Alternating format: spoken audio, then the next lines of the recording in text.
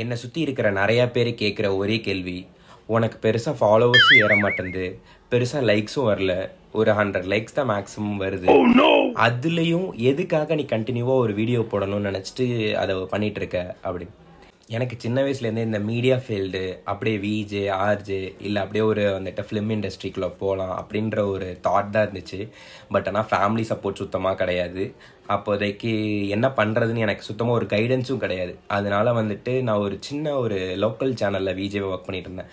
அதுலேருந்து அப்படியே ஸ்கிப் ஆகிட்டு எங்கெங்கேயோ சுற்றி இப்போ கடைசியாக வந்துட்டு இந்தமாரி ஒரு பிளாட்ஃபார்ம் இருக்குன்றதை வந்துட்டு தெரிஞ்சு அதில் வந்து நம்ம போட்டால் நமக்குன்ற ரெகக்னேஷன் கிடைக்குன்றதை நிறைய பேர் போட்டு அவங்களோட ரெகக்னேஷன் பார்க்குறப்போ ஏன் நம்மளும் இந்த மாதிரி நம்ம ட்ரை பண்ணக்கூடாது, நம்மளை யாருமே வந்துட்டு ரெகனைஸ் பண்ணல, அப்போது யாருமே சப்போர்ட் பண்ணல, இப்போ யாருமே நமக்கு சப்போர்ட் பண்ணணும்னு கூட தேவையில்லை அப்படின்ற ஒரு தாட் வரப்போ தான் இதை ஸ்டார்ட் பண்ண ஆரம்பித்தேன்.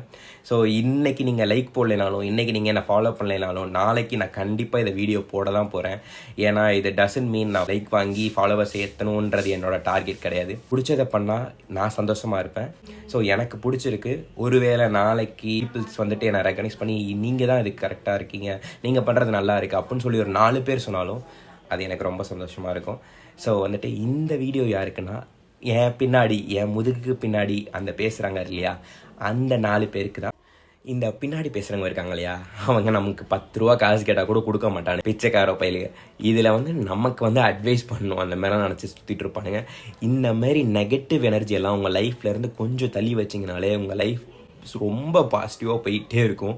நீங்கள் என்னவா ஆகணுன்றதை நீங்கள் தான் முடிவு பண்ணணும், உங்களுக்கு பின்னாடி பேசுகிறவங்க கிடையாது. So be positive. நீங்கள் நினைக்கிறது தான் நடக்கும். Manifest your self.